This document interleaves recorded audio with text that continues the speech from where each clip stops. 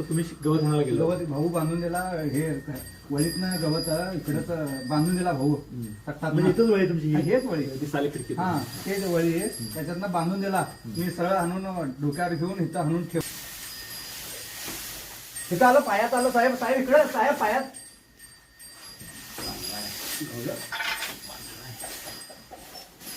पन्हाळ आहे हे नागसाप नागाचाच किल्लो.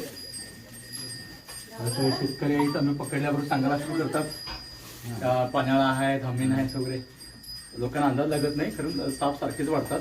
पण महत्वाचं म्हणजे हा नाग साप सर जे आहेत संजय पाटील, त्यांनी भाऱ्यातून ह्याला घेऊन आत आले. लक्षात घ्या, लहान साप चावूनच आमच्या इथं जवळ घटना वाईट घडली. कारण त्याने आम्ही लहान साप आहे कशाला बोलवायचं म्हणून पकडून त्याने फोटो सेशन करत होते आणि साप चावला होता. बेळगावातली घटना सांगालोय.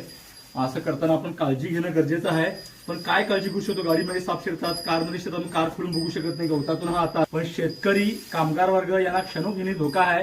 त्यांनी सापामध्ये राहत असतात, जे मी नेहमी सांगण्याचा प्रयत्न करतो. साधारण 1-1.5 महिन्याचा हा नाग आहे, नागाचं पिल्लू आहे, लक्षात घ्या.